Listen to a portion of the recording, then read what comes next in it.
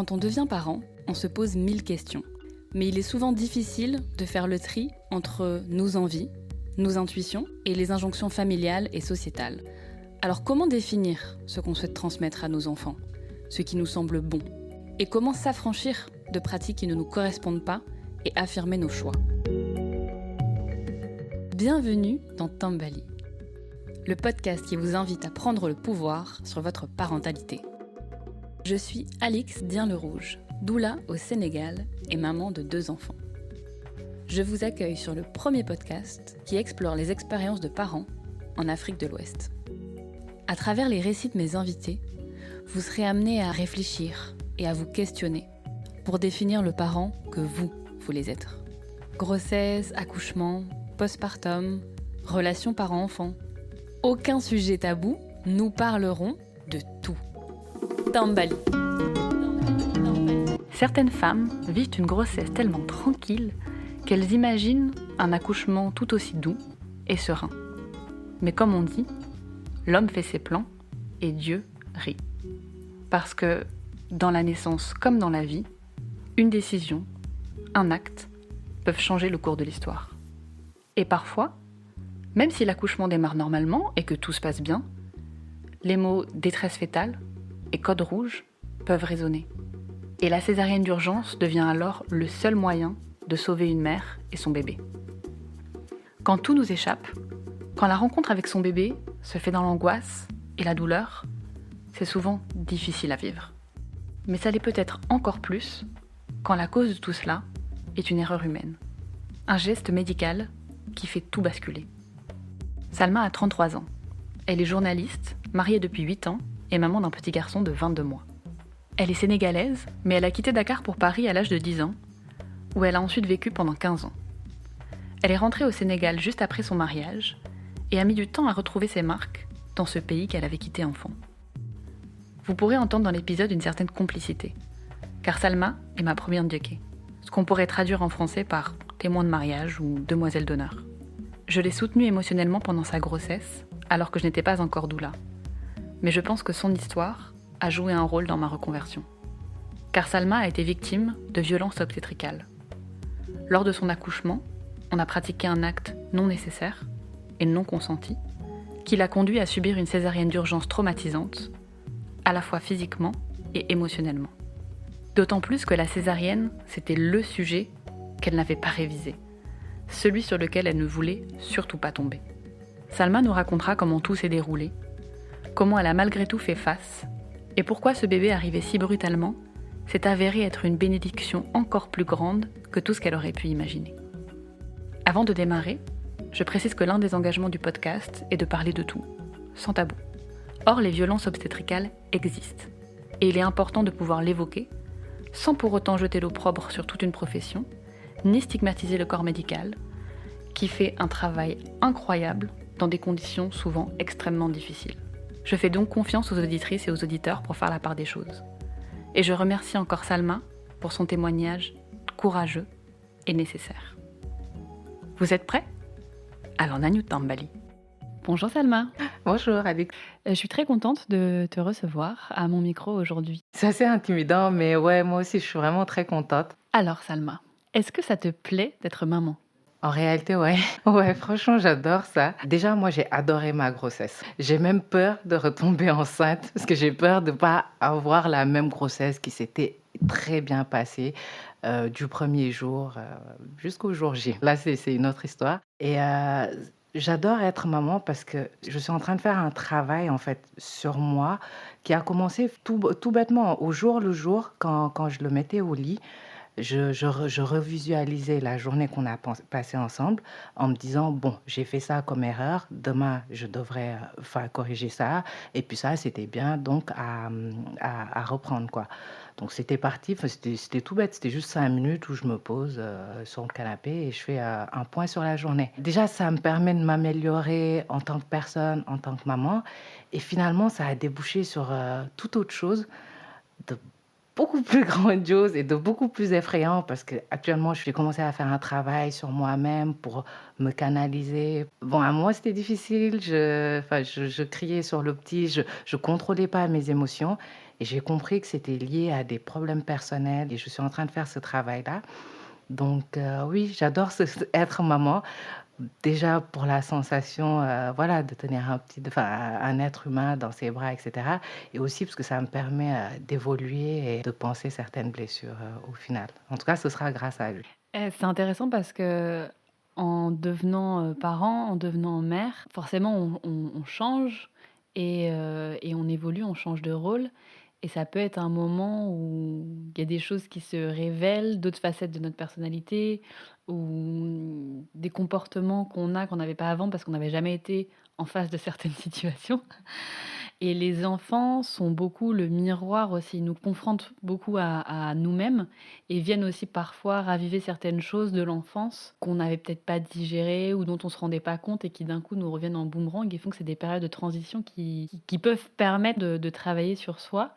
Et donc ce qui serait intéressant de savoir justement, c'est toi dans quel, modèle familial tu as grandi? Moi, j'ai grandi dans une famille polygame. Mon père avait, plusieurs femmes, mais souvent c'était 2 à la fois, la plupart du temps. Mais par contre, je dirais famille polygame stable, enfin, jusqu'à ce que je devienne adolescente, on va dire. J'ai connu 2 mamans et je connaissais pas mon père parce qu'il travaillait énormément, donc quand il rentrait, on dormait déjà. Mais par contre, j'étais très heureuse avec mes 2 mamans et c'est vraiment le modèle que j'ai connu et avec lequel j'ai grandi. Donc famille polygame, mais très stable. Enfin, je m'entends plus avec mes demi-frères, demi-sœurs. D'ailleurs, on ne dit jamais ces termes-là chez nous qu'avec, enfin mes du coup, ça me fait bizarre de dire mes vraies sœurs, enfin mes vrais frères et sœurs. Mais ouais, enfin, j'ai grandi dans ce modèle-là. On était, famille nombreuse avec plusieurs générations. Donc voilà, c'est le modèle dans lequel j'ai grandi. Et quelle vision tu avais du rôle de mère quand tu étais, plus jeune? En fait, moi, j'ai toujours beaucoup aimé les enfants, je m'entends beaucoup avec les enfants, mais je me voyais pas être mère. Je me suis jamais, par exemple, vue avec un enfant ou des trucs comme ça.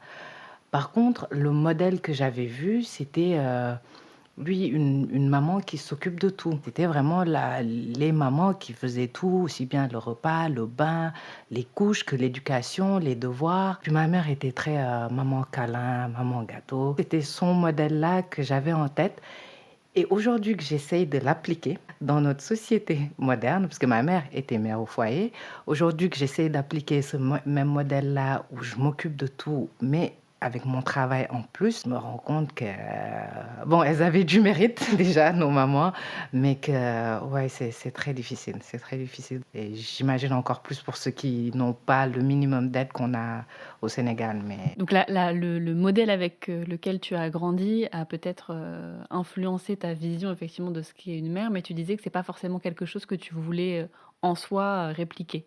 en fait, moi, je me voyais pas avec un enfant, donc je voyais pas enfin, je me suis jamais visualisée avec un modèle à répliquer ou pas. Mais dans l'absolu, par exemple, dès que j'ai eu un enfant, j'ai commencé à systématiquement faire les mêmes gestes que ma mère. Finalement, je fais les mêmes choses qu'elle. Je m'occupe de mon enfant. J'ai allongé mon congé maternité je l'ai prolongé, pardon, pour m'occuper plus de lui. Enfin, pas plus tard que la semaine dernière, je voulais démissionner parce que je voulais m'occuper que de lui. Je rentrais, la nounou s'était pas occupée de lui comme je le voulais. Du coup, j'avais pris la décision d'arrêter le travail et puis de m'occuper de mon enfant. Après, je pense qu'il y a toujours ce modèle-là de mère au foyer qui s'occupe exclusivement de son enfant qui me reste en tête. À chaque fois que j'ai quelque chose qui va pas comme je voudrais, je me dis tout de suite: «Ah non, je vais arrêter le boulot». Enfin, parce que pour moi, dans ma tête, mon premier boulot quand même, c'est mon enfant et mon foyer. Et tu disais que tu te visualisais pas forcément, avec un enfant, enfin que c'est pas quelque chose que tu projetais, contrairement à certaines femmes qui se savent nées pour être mères. Et donc quand est-ce que est venu ton désir d'enfant? Je pense que finalement, ça s'est fait, parce que ça devait se faire. En fait, ça faisait, avec mon mari, enfin, avant qu'on se marie, on était déjà 5 ans ensemble. On s'est mariés, pendant 5 ans, on n'avait pas d'enfants. Donc finalement, ça faisait 10 ans de relation. Peut-être que, ça s'est fait, oui, parce que ça devait se faire. Ça faisait déjà assez longtemps qu'on était ensemble que nous 2. Et tu dis que vous avez passé 5 ans ensemble sans être mariés. Est-ce que vous étiez en France à ce moment-là? On a été en France, peut-être, oui, Oui, 3, 4 ans, parce qu'il est rentré avant moi. Donc il y a eu une année où on a été à distance et puis après on s'est mariés à distance. Je précise parce que c'est l'anecdote qui fait toujours rire mes amis, occidentaux, on va dire. Mais oui, parce que enfin, le mariage à distance, ils comprennent pas. Mais bref, en tout cas, on s'est mariés à distance. Il était ici, j'étais à Paris. On a respecté la tradition. À 17 heures, j'étais sur mon lit et puis lui aussi ici à Dakar, pareil. Et puis après ça, par contre, je suis rentrée. Après le mariage, je suis rentrée 5, 6 mois après parce que je concevais plus le fait de vivre la relation à distance, Et mariée. comment ça s'est passé ce retour au Sénégal après 15 ans en France? Bon, là, on sort du sujet de la maternité, mais c'était très, très, très, très, très difficile pour moi, personnellement. Et j'ai mis beaucoup, beaucoup de temps parce que je pense que jusqu'à présent, c'est encore très difficile alors que ça fait 8 ans. Moi, j'ai mis beaucoup de temps à m'adapter, mais aujourd'hui, justement, grâce à mon enfant, je me suis rendu compte que enfin, le retour était difficile parce que, enfin, pour beaucoup de raisons, quoi. Aller en France à 10 ans, c'était une première instabilité et le retour a été vécu durement pour moi parce que c'était de nouveau une instabilité alors que j'étais enfin bien en France, etc. Et puis, justement, c'est aujourd'hui où je commence à apprécier le Sénégal, à m'en sortir. Et je me dis aussi, peut-être le petit, c'était pour ça, pour m'aider à sortir la tête de l'eau, si on peut dire. Enfin, aujourd'hui, je le vois aussi comme une bouée de sauvetage, quoi. Je me dis, c'est grâce à lui que je suis en train de comprendre et d'avancer. Ouais, on peut voir, il y en a qui considèrent que chaque enfant est là pour nous apprendre quelque chose. Et pour nous faire grandir et évoluer d'une certaine façon en nous confrontant à certaines choses. Donc c'est tout à fait possible que finalement ton fils soit venu au moment où tu en avais besoin pour comprendre certaines choses et passer aussi à une autre étape de ta vie. Ouais, vraiment, je le vois comme ça. J'ai l'impression que c'est lui qui me redonne vie, etc. Donc ouais, si, je suis d'accord avec toi. Ils viennent à point nommer ces enfants-là, finalement. Et quand tu dis que vous avez été mariés donc 5 ans au Sénégal avant d'avoir votre premier enfant, est-ce que ça a été compliqué aussi? Est-ce qu'on vous a un peu parce qu'il y avait des attentes de la part de la famille, de la belle famille, en se disant, «Bon, vous êtes mariés, pourquoi est-ce que l'enfant n'arrive pas plus vite?» ou c'était pas forcément un sujet? Ah si, c'est un sujet. Ah oui, surtout au début, la première année, mais tout le monde m'en parlait énormément, aussi bien ma famille que ma belle famille. Bon, au début, c'est toujours enfin, sous le ton de la plaisanterie. Non, avant la plaisanterie, c'est des prières. Donc c'est, ah oui, on prie pour que l'année prochaine, à cette heure-ci, on fête le baptême, etc. Après ça, c'était sous le ton de la plaisanterie. Et après, c'est devenu par contre des injonctions. Enfin, moi, j'avais mis un stérilet. À l'époque, c'était pas très courant pour quelqu'un qui n'avait jamais eu d'enfant. Et du coup, oui, après, c'était il faut que tu enlèves ça, c'est vraiment dangereux. Le stérilet va te rendre stérile. Et finalement, quand je suis tombée enceinte, 5 jours après l'avoir enlevé, mais oh là là, c'était un soulagement parce que enfin, j'ai eu peur du coup en l'enlevant. Je me disais, et si tous ces gens avaient raison, tout le monde va me ressortir, enfin, va me dire, on te l'avait dit, etc. Donc vraiment, quand je suis tombée enceinte très vite, c'était un grand soulagement. Donc ouais, il y a eu plusieurs phases, mais par contre, moi, je l'ai pas mal vécu. Au final, ma réponse, c'était juste, quand on parlait d'enfants, je disais juste, Yalla Bahna. Parce que, en fait, quand tu dis ça, enfin, c'est un peu un argument d'autorité. Les gens ne disent rien après ça. Ils disent, ah oui, Yalla Bahna. Et puis après, on passait à autre chose. Donc vraiment, moi, je l'ai pas mal pris. En tout cas, visiblement, tu n'as pas eu de difficultés particulières pour tomber enceinte, puisque tu disais qu'à partir du moment où tu as arrêté la contraception, 5 jours après, c'était, est-ce que ça t'a surpris? Oui, c'est allé beaucoup trop vite. Moi, je me donnais 2, 3 mois encore où, voilà, quoi, j'avais mes trucs à faire avant de tomber enceinte. Et puis, 1er mois, bim, enfin, je me rends compte que non, ça est là. Et vraiment, j'étais pas du tout prête. Parce que je venais d'accepter un nouveau boulot. J'étais vraiment très, très chamboulée, quoi. J'étais contente parce que vraiment, je le voulais. Puis j'avais peur aussi, hein. Mais ouais, c'était très surprenant. Et une fois que tu as su que tu étais enceinte, est-ce que tu l'as annoncé? Est-ce que tu l'as caché? Comment tu as vécu, cette grossesse? Le jour même, je l'ai bon, enfin, tout de suite après, je l'ai dit à mon mari, bien sûr. Après, je l'ai annoncé à ma belle-mère, puis à ma mère le même jour. Et puis, par exemple, aussi bien ma belle-mère que ma mère voulaient, je pense, ne pas trop en parler. Alors que moi, enfin, voilà, je voulais en parler, en fait. J'avais pas de problème avec ça. En plus, ma grande sœur, elle a 4 enfants et à chacune de ses grossesses, elle a tout de suite annoncé dès le début. Donc, je me dis: «Ça il y a jamais eu de problème pour elle, donc pourquoi il y en aurait pour moi?» Et puis elle, dans sa philosophie, elle m'a toujours dit: «Au moins si tu annonces aux gens», parce que nous on est très croyants, «Dieu ne va pas briser ton espoir». Donc elle, elle voit les choses comme ça et puis je me dis: «Mais oui, il faut le dire comme ça, Dieu ne brisera pas cet espoir-là». C'est compliqué aussi de se cacher quand le premier trimestre, enfin, tu es en état de Covid pendant 3 mois. Au moins, si au bureau, on sait que tu es enceinte, on comprend que c'est ça qui explique cet état-là de fatigue. Mais si tu dis rien et puis en plus, on le voit tout le temps somnolé, fatigue, enfin, je comprends pas trop pourquoi on se cache, mais C'est sûr que les 3 premiers mois, quand on peut avoir là des symptômes, une fatigue extrême, des nausées, voir son corps qui change, se sentir, et le fait de pas pouvoir en parler ou de devoir le cacher, c'est vrai que finalement ça rend la vie difficile et après c'est sûr qu'on peut, avoir certaines croyances ou se dire que il faut pas, voilà, en parler trop vite, que ça peut porter le mauvais œil ou que s'il y a des complications, mais finalement, si jamais on commence à investir cette grossesse et qu'elle se termine, est-ce qu'on sera pas aussi content d'en avoir parlé pour avoir du soutien?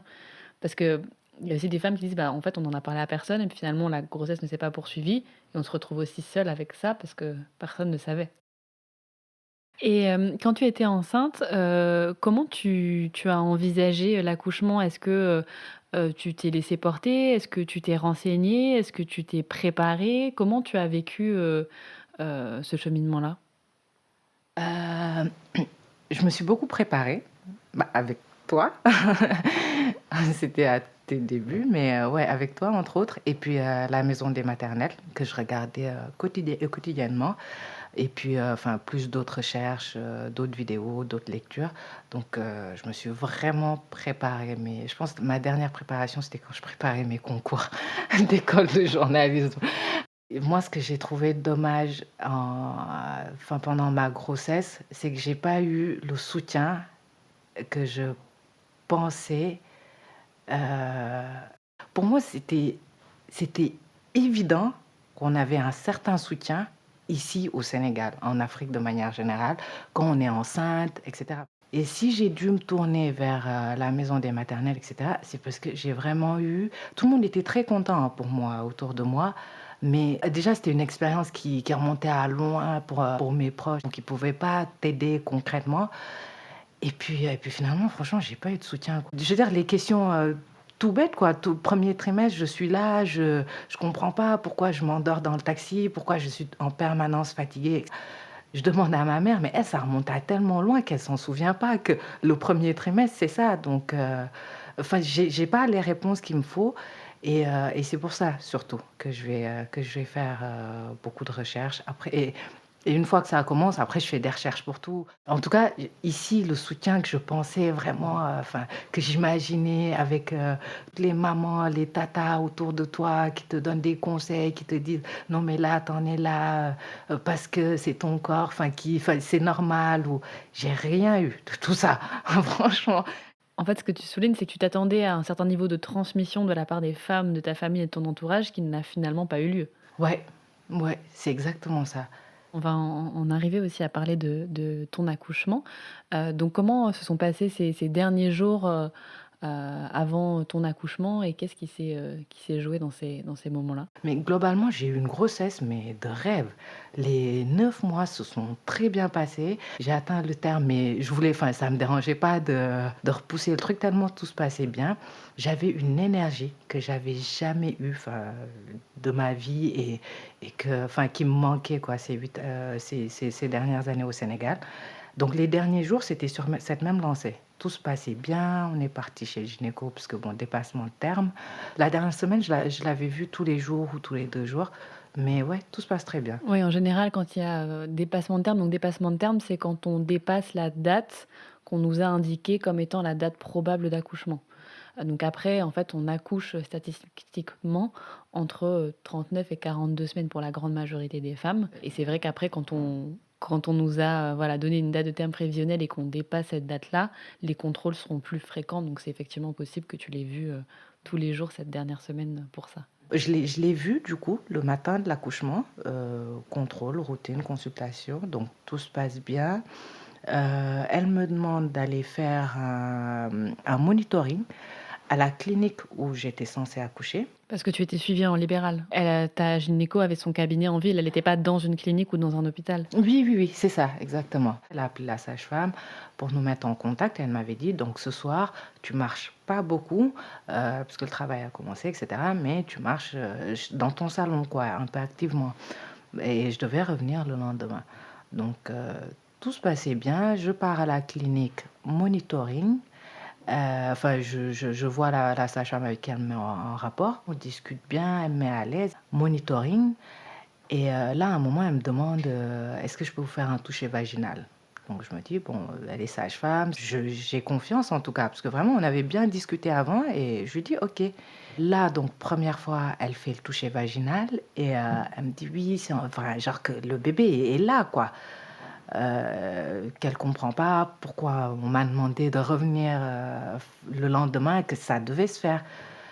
Et là, elle revient, elle refait un toucher vaginal sans demander la permission. Mais bon, moi, dans ma tête, on continue, enfin, elle continue quoi, dans ce qu'elle est en train de faire. Sauf que là, je sens tout de suite dans l'immédiat que ça me brûle en fait. À l'intérieur, c'est horrible. Je crie d'ailleurs. Je lui dis, mais qu'est-ce que vous venez de me faire? J'ai très très mal et tout. Elle me dit, non, non, c'est juste pour t'aider. Parce que là, le bébé est là, donc c'est juste pour t'aider à le faire venir plus vite. Donc je comprends pas, je continue de lui dire, mais j'ai trop mal. Mais c'est vraiment instantané, quoi. Limite, enfin, une douleur. Enfin, bref, au début, ça brûle. C'est pas une douleur, c'est ça brûle de l'intérieur. Et puis après, ça se met à. Enfin, je commence à avoir mal. Et puis là, comme si ça suffisait pas, elle me dit rentrez chez vous, ne demandez pas à votre mari de venir vous chercher. Vous habitez à 5 minutes, donc allez-y en marchant. Il était midi, quelque chose comme ça, en tout cas, soleil brûlant. J'y vais, heureusement que mon mari m'a récupéré en route. Et après, il m'a laissé à la maison pour retourner au bureau. Mais moins d'une heure après, je perds les os. Enfin, j'ai des douleurs atroces. Mais enfin, après, j'ai compris que c'est parce que enfin, j'ai pas eu l'étape graduelle des contractions. En fait, je suis passée directement à l'étape 10. Donc, j'ai des douleurs atroces. Quand les contractions arrivent, je tombe, en fait, je m'écroule. Et donc là, on retourne à l'hôpital et puis j'ai même pas compris ce qui s'est passé parce que j'ai perdu les os. Je sais pas où est-ce que je suis. Enfin bref, tellement les douleurs sont atroces.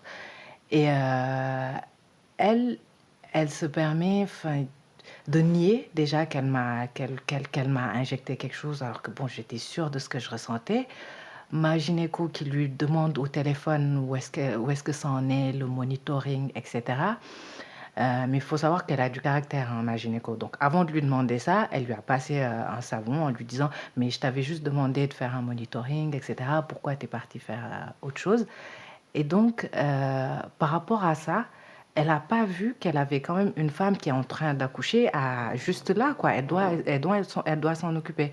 Donc, elle se permet de faire de la rétention d'informations par rapport à ma gynéco, de ne pas lui dire ce qu'il en est de mon état, parce que madame était fâchée qu'on lui ait dit qu'elle ne devait pas faire autre chose que ce qu'on lui a demandé. Enfin, moi, je me suis dit, mais c'est quoi ce corps médical, enfin, qui déjà pas d'empathie pour la personne qui est juste là à côté de toi, plus que c'est question d'ego, enfin c'est un mélange de tout, tu outrepasses ce qu'on t'a demandé de faire. Et en plus, après, j'ai appris que tout ça, c'est parce que la sage-femme ne savait pas que moi j'avais prévu d'accoucher dans cette clinique. Donc si elle a fait ça, si elle m'a déclenché, c'était parce qu'elle savait que j'habitais très près et c'était pour me faire revenir et accoucher dans la clinique, donc dans une logique commerciale. Parce qu'en sortant de la clinique, justement, elle me disait vous allez revenir d'ici 4 heures, 5 heures, vous allez venir accoucher ici. Est-ce que tu as réussi à comprendre avec ta gynéco a posteriori ce qui s'était passé? Vous pensez qu'elle a appliqué un tampon ou fait quelque chose, en tout cas, a priori mis au contact une substance qui a déclencher les contractions. C'est ça, c'est ce qu'elle m'a expliqué. C'est la gynéco qui m'a expliqué tout ça, parce que du coup, après, comme elle parlait elle voulait pas lui donner les infos, etc. La gynéco m'a appelé, elle m'a dit, bon, enfin, viens me rejoindre dans une autre clinique parce qu'elle, elle va te tuer. Et en plus, enfin, je pense que je commençais à avoir l'eau teintée par les selles du petit, en fait. Donc vraiment danger. Oui, ça peut traduire un début de détresse fétale, le fait que le bébé passe ses selles dans le liquide amniotique. C'est pas forcément dangereux en soi, mais en fonction du contexte, ça peut être un signe à considérer pour voir ce qu'il est important de faire. Ouais. C'est ça, c'est ça. Parce que, mais en tout cas, je sais que quand je suis arrivée et que la gynéco, enfin, m'a consultée, du coup, c'était, enfin, ils ont décrit la situation comme étant dangereuse parce que j'entendais partout code rouge, appeler l'anesthésiste, qu'ils viennent vite, etc. Donc, apparemment, c'était devenu dangereux parce que après, du coup, j'ai dû quitter cette clinique.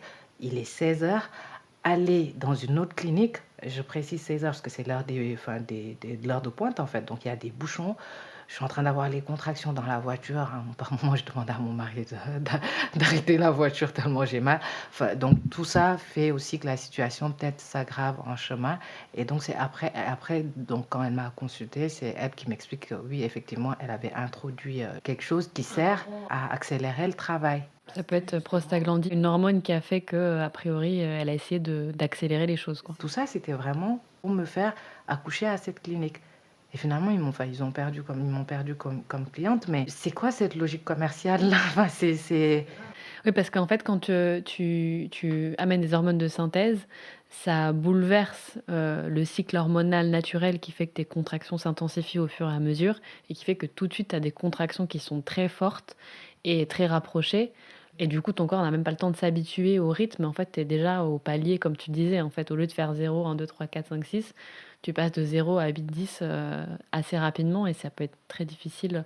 Les femmes qui ont connu un accouchement naturel ou un accouchement déclenché disent qu'en général, les contractions liées à un déclenchement sont beaucoup plus difficiles à supporter. Tout ça, enfin, j'étais pas sous péridurale, donc enfin, après, bon, comme j'ai été césarisée, parce que du coup, après, c'était urgent, enfin, c'était une situation d'urgence, donc oui, j'étais sous anesthésie, mais pendant tout ce temps, ouais, c'était pas de péridurale. Et pas un contexte favorable pour gérer des contractions sereinement, quoi. C'était à la maternité, dans la voiture. C'est ça, dans le hall, parce que du coup, on sort du truc, je suis dans le hall, mon mari doit aller chercher la voiture, je m'écroule, je crois, 2 ou 3 fois devant l'ascenseur, dans l'ascenseur, juste le temps qu'il aille chercher la voiture.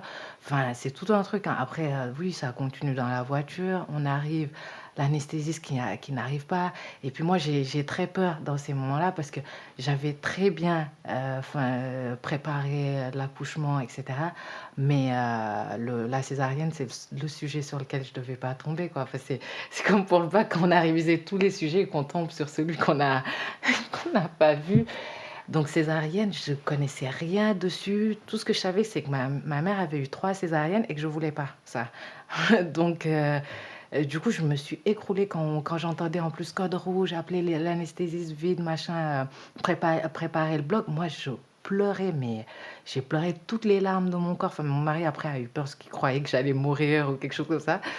Mais c'est juste que j'étais pas préparée à ça. Plus j'ai vu ma mère, enfin, vivre ça 3 fois. Donc, je connais les conséquences parce que la césarienne, c'est pas juste enfin, l'opération, quoi. C'est aussi après, s'en remettre. C'est très difficile, plus avec un bébé. Enfin, en tout cas, c'est le truc que je voulais pas, le truc que j'ai pas révisé. Tous les sujets de la maison des maternelles sur césarienne, je zappais en me disant, pas pour moi. Et alors, quand je suis tombée dessus, je me suis dit, oh mon Dieu, franchement, j'ai pleuré. Et puis bon, après bon, ça s'est bien passé.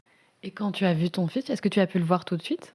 Oui, oui, oui. Dès qu'il est sorti, avant même qu'on le sorte de la salle pour la peser, je l'ai vu tout de suite. Et donc ces premiers jours post-césarienne, comment tu les as vécus? Comment tu t'es sentie? Bon, déjà, première nuit, je le revois pas. Après ça, ouais, après ça, je pense qu'on l'a emmené, enfin, on l'a préparé, etc. Mais je pense que je l'ai pas revu, ou peut-être j'ai dû le revoir 5 minutes. En tout cas, je l'ai pas revu, mais j'avais tellement mal parce que bon, après, enfin, j'étais en salle de réveil, donc, enfin, c'est tout le truc, quoi, où, enfin, déjà, il y a ce qu'on appelle, je pense, des tranchées, où j'avais de nouveau des contractions. Plus en plus là, c'est difficile parce que j'étais toute seule, enfin en salle de réveil, on n'a pas droit aux visites. Donc donc il y avait ça, plus l'anesthésie qui finissait, donc je recommençais à sentir mes jambes. Enfin, c'était tellement difficile déjà pour moi. Je pense que j'ai pas pensé à lui, honnêtement. Franchement, c'est peut-être, enfin, ça fait peut-être indigne, mais je l'ai pas revu, je pense, ou peut-être 5 minutes. Enfin, je suis même pas sûre. Mais franchement, j'étais tellement occupée par enfin, par moi-même, mes douleurs, mes machins que. Et par l'événement que tu venais de vivre, parce Ouais. que c'était quand même une césarienne d'urgence qui n'était pas programmée, qui n'était pas prévue, après des événements quand même assez intenses. Donc oui, on peut comprendre aussi qu'il y ait ce moment de récupération et de reprendre tes esprits finalement. Ouais, peut-être c'est ça, parce que enfin, quand j'ai demandé, qu'on m'a dit qu'il allait bien, parce que après ça, je n'ai pas repensé à lui. J'étais plus occupée par mon état, parce que comme tu dis, enfin, il y avait tout ce que je venais de vivre. Et je l'ai revu le matin, le lendemain matin.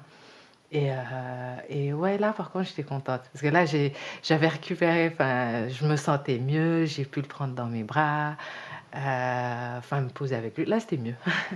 Et est-ce que tu as choisi de l'allaiter? Oui, oui, oui. Par contre, ça s'est pas fait tout de suite. Ça, c'était un autre truc. Parce que moi, je voulais absolument l'allaiter tout de suite. Et par contre, ça n'a pas été possible. Je l'ai allaité, mais le lendemain ou même le surlendemain.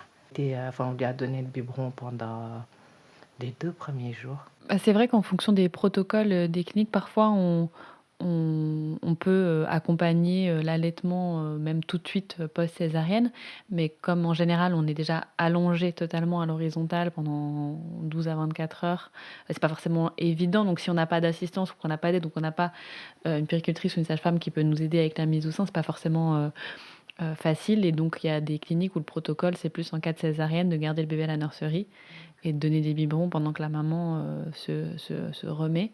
Mais c'est pour ça que c'est intéressant aussi en amont de savoir quelle est sa préférence pour se dire bah, si ça arrive, qu'est-ce que je voudrais. Mais bon. Mais après, ici, le projet de naissance, il est pas. Enfin, en tout cas, à la clinique où j'avais prévu d'accoucher, à 1 mois ou quelques semaines avant d'accoucher, je suis venue avec mon projet de naissance. Mais en plus, c'était même pas un projet compliqué ou quoi, hein. J'avais juste 2, 3 demandes, enfin, où je demandais, par exemple, l'épisio. Moi, c'est un truc qui m'a toujours fait peur. Donc, je disais, bon, en dernier recours, et faut pas que je le sache, quoi, parce que je sais que j'allais être bloquée, enfin, psychologiquement. Mais vraiment, j'avais 2, 3 demandes comme ça. Mais quand je suis venue leur apporter ça, ça, c'était pas très bien accueilli, quoi. Enfin, c'est un peu moqué de moi. Ouais, elles se sont moquées de moi en me disant: «Non, mais t'en fais pas, on va bien s'occuper de toi, Il y en a qui connaissent pas forcément, c'est pas une remise en question des compétences du personnel médical, ni des sages-femmes, ni du gynéco, etc. C'est juste de se dire, ben, moi, en tant que personne, en tant que maman, future maman, voilà ce qui est important pour moi et je voudrais être sûre que ce soit pris en compte.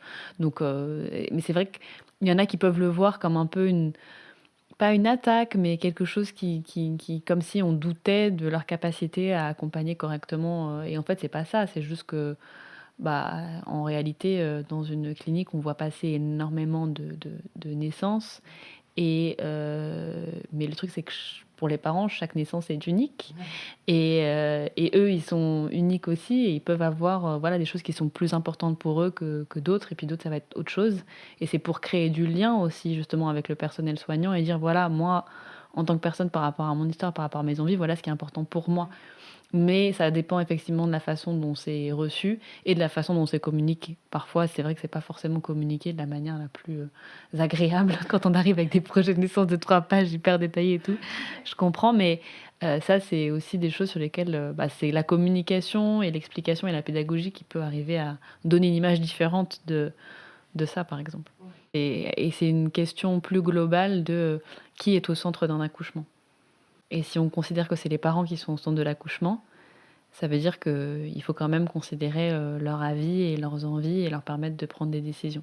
Si on considère que c'est le personnel soignant qui accouche, c'est une vision un petit peu différente des choses. Et voilà, ça peut jouer dans la façon dont on reçoit ou pas certaines demandes. Ouais, et peut-être qu'ici on a, enfin, ouais, c'est le personnel médical qui prime, en fait, alors que finalement, c'est nous quand même qui accouchons». Oui, finalement, c'est quand même les femmes qui accouchent. Ouais. Mais c'est le personnel soignant qui gère, ou pas. Parce que moi, dans mon cas, elle a pas très bien géré, la sage-femme, là. Si je peux juste rajouter quelque chose par rapport à cette sage-femme, moi, aujourd'hui, ce que je regrette, vraiment, ça mon fils va avoir 2 ans, là, et ce que je regrette, c'est de pas avoir porté plainte, de pas avoir porté l'affaire en justice. Parce que sur le coup, j'ai écouté, principalement ma mère. Elle m'en a dissuadée. Elle voulait absolument pas que je porte plainte. Et, heu et je l'ai écouté parce que bon, sur le coup, ça m'arrangeait aussi. Enfin, ça me permettait de voilà, j'avais un enfant dont je devais m'occuper, plus enfin, tous les trucs, donc c'était un souci en moins pour moi. Mais, aujourd'hui, je regrette beaucoup. En fait, je culpabilise beaucoup dans ma tête depuis lors en me disant: «Mais vraiment que cette femme-là aurait pu me tuer». Enfin, aussi bien ma gynéco que les autres médecins à qui j'en ai parlé me disent: «Mais vraiment, elle aurait pu te tuer, toi et ton bébé».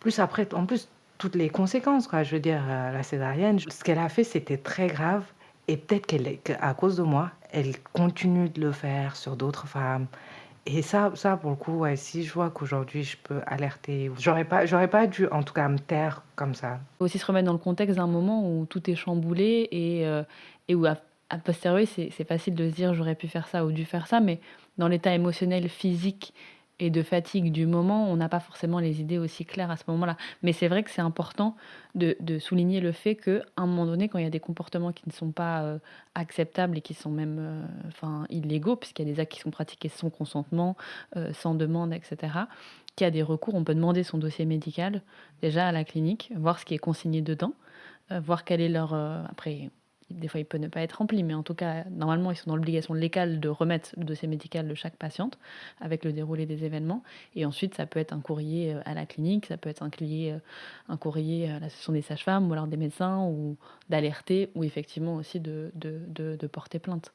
Mais, je pense que la principale chose à retenir, c'est ne pas se taire. Ça, c'est ce que je regrette, en fait, justement. Après, c'est vrai que sur le coup, oui, c'était difficile, tout l'état émotionnel, plus ce qu'il y avait à gérer, hein, parce qu'il y avait le baptême aussi qui arrivait, Parlons-en. Donc donc tu as une césarienne d'urgence, tu as donc, tout le post-opératoire, des migraines pendant une semaine ouais, où tu étais, allongée, c'était horrible, des migraines là, apparemment, c'était lié à l'anesthésie.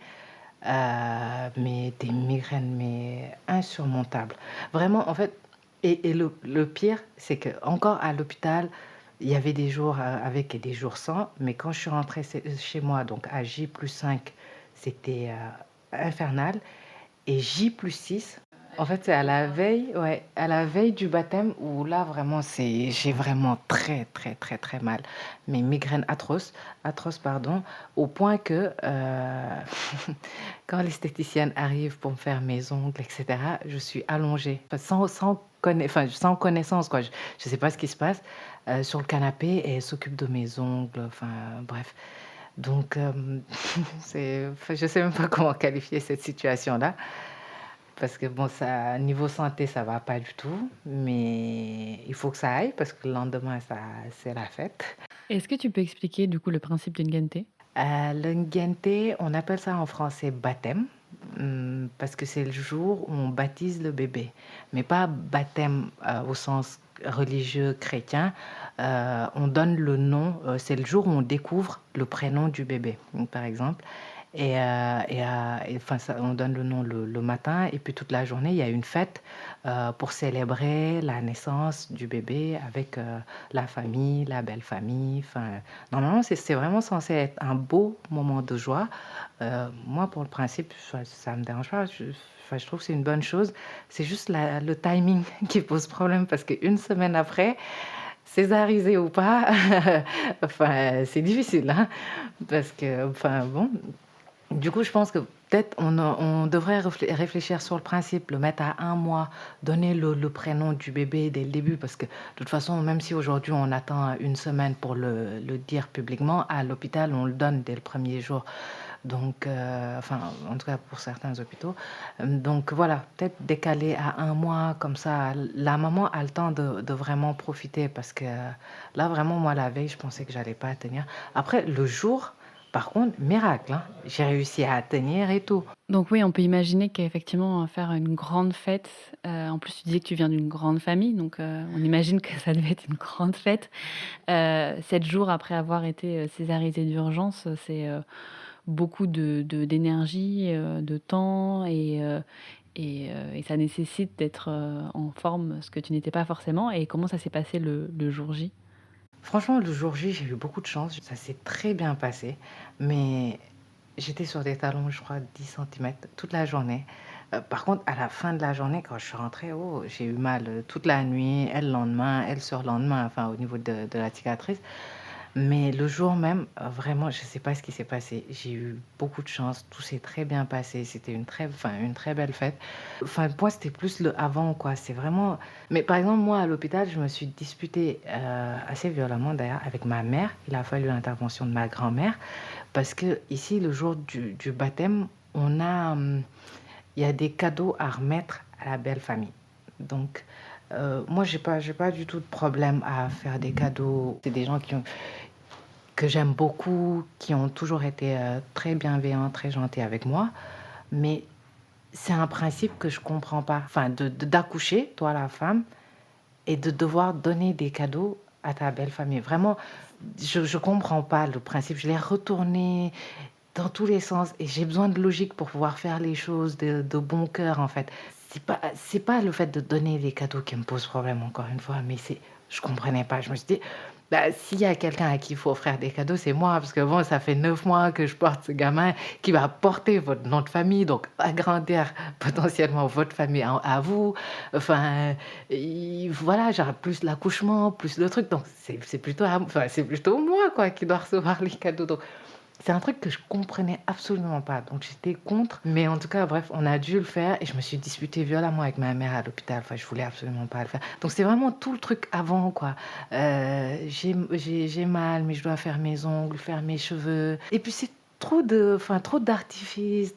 C'était pas, enfin, une naissance, c'est tellement beau et tout ce qu'on met autour là, c'était tellement artificiel, tellement. En fait, je trouvais que ça dénaturait tellement la beauté du moment, tu sais, genre ce que je venais de vivre et tout. Enfin, du coup, moi, le principe du baptême, heureusement, ça s'est bien passé. Vraiment, j'ai bien aimé. Mais le prochain, je ferai rien. Enfin, le tout doux, c'est quand on donne le prénom le matin et puis ça s'arrêtera là. Et après le baptême, comment tu as vécu le reste, enfin ce postpartum, l'adaptation avec ton bébé, la mise en route de l'allaitement? Est-ce que ça a été fluide? Est-ce que ça a été difficile? Quels souvenirs tu en gardes? Ça dépend. Pour l'allaitement, je sais qu'il y a eu un moment où c'était un peu compliqué, où j'ai dû faire, enfin, demander l'aide d'une amie. L'allaitement, oui, il y a eu un moment où c'était compliqué, où même je me suis demandé si j'allais continuer ça. Parce que, comment on appelle ça? Le pic de croissance. Le premier où il arrêtait pas d'allaiter, mais j'ai dit à mon mari: «Moi, j'arrête ça, c'est pas pour moi». Et puis après, il y a eu un autre moment aussi où je pense que ça venait pas très bien, enfin, je sais plus. En tout cas, j'ai eu quelques complications.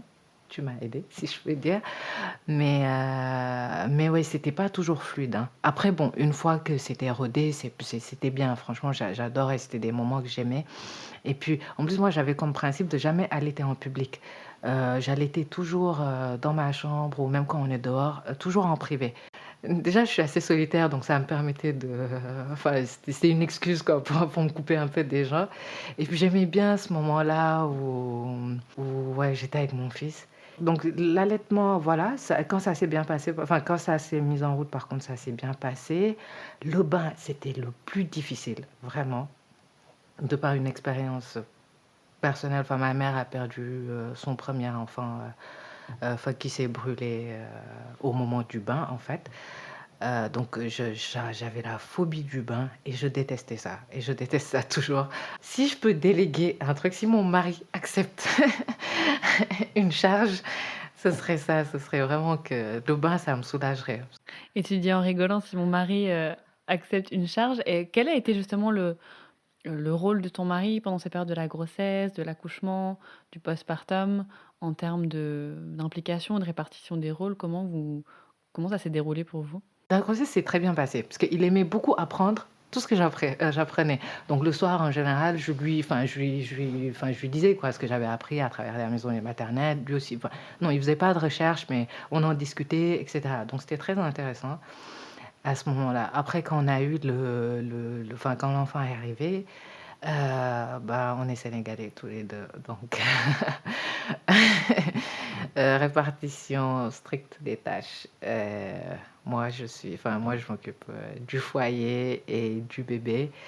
Et je le dis un peu tristement, mais en vrai, j'en suis pas triste parce que moi-même, j'ai grandi dans une famille comme ça et je suis convaincue que, à tort ou à raison, hein, mais que c'est ça mon rôle de femme en fait. Avant tout, avant d'être journaliste, pour moi, mon premier boulot, c'est je suis femme, épouse et mère. Donc ça ne me dérange pas, mais c'est vrai que parfois, franchement, enfin, cette répartition-là stricte, c'est difficile. Franchement, au quotidien, c'est difficile. Comme je t'ai dit, ça fait 10 ans qu'on était mariés avant d'avoir des enfants. Vraiment, ça se passait très bien, etc. On n'a jamais eu de problème majeur. Mais aujourd'hui, je sais que ça, c'est un défi, hein, en vrai. Quand on a un enfant, la vie de couple, c'est un vrai défi de continuer à être un couple alors qu'on est 3. Bon, le principe d'un couple, c'est d'être 2, mais enfin, je veux dire, intégrer qu'on a un enfant, mais qu'il y a quand même nous à côté, c'est difficile en soi. Et je pense que moi, dans mon cas, c'est encore plus difficile parce que j'ai cette charge mentale-là, parce que quand je demande de l'aide, je ne l'ai pas, et que ça crée des frustrations chez moi. Donc, l'arrivée d'un bébé, contrairement à ce qu'on pense, ça chamboule. Oui, parfois, on peut avoir l'impression que, à la fois, oui, l'enfant, c'est le ciment du couple, on passe de couple à famille, on forme quelque chose de plus grand que nous, et c'est une vraie étape. Mais c'est comme tu le dis aussi un grand chamboulement de passer de couple à famille, de se réorganiser, de créer des nouvelles dynamiques. On n'est plus juste 2, il y a des dynamiques à 3, donc il y a la relation de couple, la relation mère-enfant, la relation père-enfant. Hem et c'est des phases de transition qui sont, plus ou moins fluides en fonction des contextes et c'est, parce que tout le monde doit se repositionner et c'est vrai que dans un contexte culturel où les femmes sont aussi éduquées pour s'occuper de leur mari et les maris s'attendent à ce qu'on s'occupe d'eux, ben, quand on rajoute un bébé qui capte tout ou partie de l'attention, ça c'est aussi difficile pour les maris de se repositionner et ils ont certaines attentes qui peuvent plus être satisfaites tout de suite parce que là, tout de suite, c'est pas possible et ça peut aussi créer des frustrations de leur côté et donc d'arriver à communiquer et à définir, le fonctionnement idéal pour le foyer, c'est pas évident et comme tu le disais au début, surtout quand on rajoute la variable travail, qu'en fait, on est mère avant tout, mais aussi on a un travail qu'on doit assumer. Ben, comment cette dynamique-là, elle peut s'opérer, de manière fluide pour tout le monde. C'est pas évident de trouver, la bonne recette. Je cherche encore la réponse. Oui, dans nous, nos sociétés sénégalaises. Enfin, moi, j'ai toujours dit, mon mari, c'est mon premier enfant. Il le sait, c'est mon aîné. Si tu m'écoutes, tu le sais.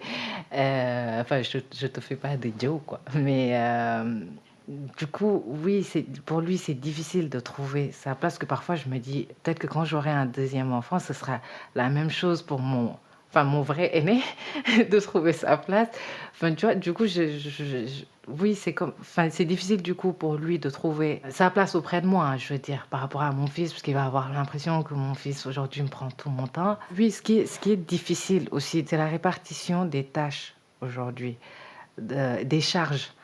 Parce que, ok, il n'y a pas de parité, c'est l'homme qui s'occupe exclusivement de tout, de toutes les finances, et la femme doit s'occuper du coup, du foyer, quoi, c'est-à-dire enfin, les repas, les enfants, etc. Mais bon, déjà, ce que je trouve paradoxal, c'est que ici, on entend tout le temps dire, quand les femmes travaillent, on justifie ça en disant, parce que la vie est trop chère, les femmes doivent mettre la main à la pâte. Donc, ok, ça pose pas de problème. Donc, que les femmes mettent la main à la pâte. Mais quand on regarde de l'autre côté pour que eux viennent nous aider dans nos tâches qui donc, dans nos répartitions, nous incombent à nous femmes de début, Alors là, non, il y a plus personne. Donc voilà, c'est ça que je trouve dommage aujourd'hui en 2024 où voilà, on a plus moi j'ai pas la même vie que ma mère, elle était mère au foyer, s'occupait que de nous. Donc ça c'est dommage et j'ai reçu un bon conseil là que j'appliquerai avec mon fils, c'est aussi de lui transmettre cette empathie-là parce que finalement en fait, je me rends compte que la faute c'est en fait on reproche plein de choses aux hommes et c'est vrai que, OK, ils sont coupables, mais nous aussi les femmes, on a vraiment notre part de responsabilité et je pense qu'en lui inculquant un peu plus d'empathie parce que jusqu'à présent, le modèle que je lui montre, c'est que je suis Wonder Woman. La nuit, je suis là, je m'occupe, enfin, des biberons, des pleurs, coliques, les dents. Je suis tout le temps là, en fait. La journée, quand il va pas bien, je suis tout le temps là et puis même pas que pour lui, il me voit, la maison, le boulot, les courses. Enfin, du coup, je lui donne vraiment cette impression-là que, oui, enfin, je peux tout porter sur mes épaules parce que je suis une femme et j'ai essayé de lui montrer, enfin, de lui inculquer un peu plus d'empathie, lui dire quand j'atteins mes limites, qu'il comprenne, parce que sinon, en fait, il va reproduire le même modèle. Lui aussi, quand il va, enfin, plus tard, avec n'importe quelle femme, hein, il va se dire, elle est capable, elle aussi, de porter toute cette charge-là, que les femmes, finalement, sont capables de... Enfin, cette charge mentale-là dont on se plaint, finalement, c'est fait pour nous, quoi.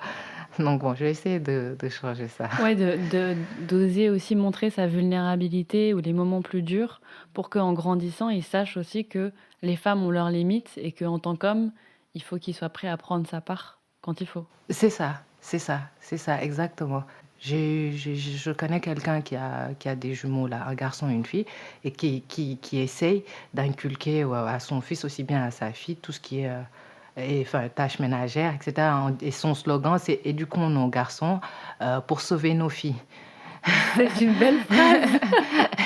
Enfin, il faut qu'on leur montre aussi nos limites. Ça s'arrête pas qu'aux tâches ménagères, en fait, finalement, qu'on leur montre nous-mêmes nos limites, qu'en fait, finalement, quand ils y seront confrontés, qu'ils savent que c'est normal et ne pas se dire, bah non, ma mère, elle supportait tout ça, donc finalement, c'est toi qui es faible, quoi.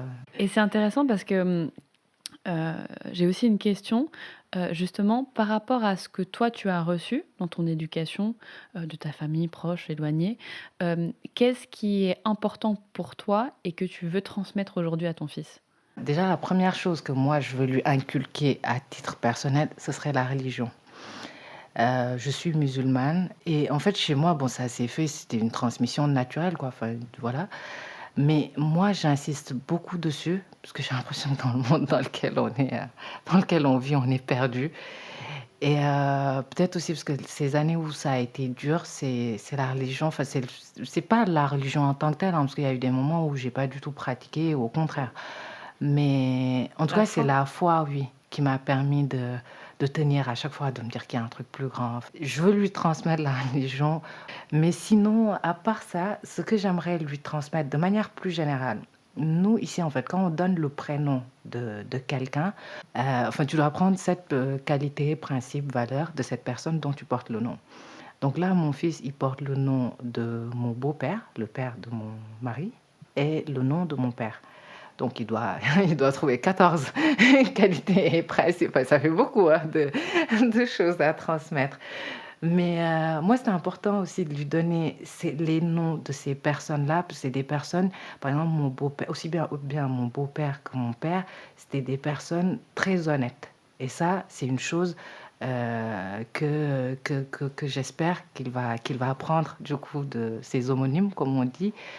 Ça, c'est une valeur fondamentale. Et au contraire, est-ce qu'il y a des choses, dans la façon dont tu as été éduquée, où tu te dis que tu veux, de manière consciente, faire différemment? Bah, moi, de par mon histoire, du coup, la séparation, ça, c'est ce que je veux vraiment pas avec lui. Enfin, parce que du coup, à 10 ans, quand je suis partie en France, j'ai été séparée de ma mère. Et ça, c'est ma hantise. Et je sais, enfin, et ça fait partie des choses sur lesquelles je travaille, parce que je sais que j'ai poussé le bouchon tellement loin que voilà, enfin, c'est à cause de ça aussi que j'ai prolongé mon congé mat. Enfin, moi, j'ai eu beaucoup de mal à couper le cordon, en vrai. j'ai pris 1 an, je pense, de congé mat. Enfin, et même là, j'ai repris, mais j'ai du mal, quoi, à lâcher. Donc, ça, le problème, c'est que j'essaye de faire différemment, mais finalement, tu vois, ça crée aussi des... Enfin, je suis dans l'autre extrême, donc il faudrait que je sois un peu plus mesurée. Mais c'est vrai que il faut d'abord penser ses propres blessures pour après modifier son comportement. En général, soit on va reproduire, soit on va être dans l'extrême inverse. Et pour revenir à une relation équilibrée, c'est effectivement le travail sur soi qui va permettre de comprendre d'où viennent certaines réactions ou certains comportements ou certains réflexes. Mais cette prise de recul, elle met aussi du temps à se faire et le cheminement, il est, voilà, il se fait par étapes. Et quelle langue tu lui parles à ton fils? Ah, ça, j'avais complètement oublié. Ça fait partie des choses que j'aimerais transmettre. Je lui parle le Wolof. S'il y a quelque chose, par contre, ouais, que je veux lui transmettre, c'est ma langue. Ouais, ça, c'est très important pour moi. J'aime beaucoup hein, le français, etc. Mais en fait, on a aussi... Enfin, je suis très fière de ma culture. Je suis sénégalaise. Enfin, je veux dire, même si j'ai grandi en France, etc., je suis sénégalaise. Et je veux que lui aussi, il sache ça. Enfin, à un moment, j'avais l'opportunité d'aller accoucher ailleurs. Mais je veux qu'il soit sénégalais, en fait. Je lui parle aujourd'hui Wolof et il a une nounou qui lui parle en français. Donc, du coup, on essaie d'en faire un bilingue. Et j'ai une dernière question pour toi aujourd'hui. Quand il sera plus grand, qu'est-ce que tu aimerais que ton fils dise de toi? Bah déjà, j'espère qu'il ne dira pas elle est chiante, elle est compliquée. J'aimerais déjà qu'il voit quand il sera grand, qu'il ait vu en fait quelque chose que j'ai accompli professionnellement. Ça, c'est très important pour moi. Est-ce que c'est une façon de dire que tu aimerais qu'il soit fier de toi pour ce que tu as accompli? Oui, oui, oui. Mais tu vois, ce qui est paradoxal, c'est que moi, je me suis toujours définie comme épouse et mère en premier lieu. Mais finalement, enfin, aujourd'hui, si je veux accomplir de grandes choses en tant que journaliste, c'est pour lui, en fait. Enfin, qu'à la fin, il retienne ça au moins. Mais oui, mais je vais y réfléchir, parce que c'est vrai que ça doit traduire quelque chose quand même.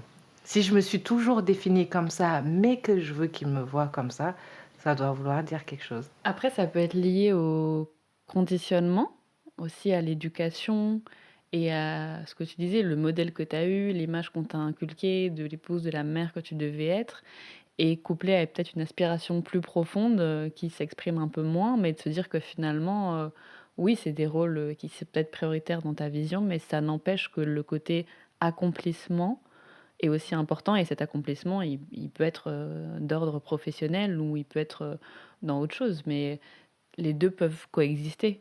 On n'est pas obligé non plus de choisir. Les hommes choisissent pas, hein, donc Non, c'est ça, c'est ça. Et les hommes ne choisissent pas, mais moi je veux pas parler pour toutes les femmes, mais moi j'avais l'impression de devoir choisir. Oui, c'est vrai que c'est injuste parce qu'eux, ils se posent pas la question, ils sont pères tous les jours et puis plus leur travail, alors que nous, on doit jongler entre les deux. Enfin, ça me permet de voir que les deux sont possibles. Alors que vraiment, moi, jusqu'à présent, je pensais que c'était l'un ou l'autre. En tout cas, dans ma tête, même si j'essayais de faire les deux et tout, mais dans ma tête, c'était vraiment l'un ou l'autre. Donc, en fait, c'est bien qu'on ait fait finalement cet enregistrement. Non, c'est un pas de plus pour le travail que je suis en train de faire aujourd'hui. Donc, merci. avec plaisir.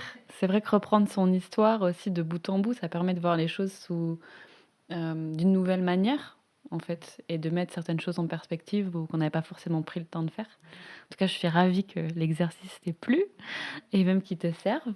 Et ce fut un plaisir. Merci d'avoir partagé avec autant d'honnêteté.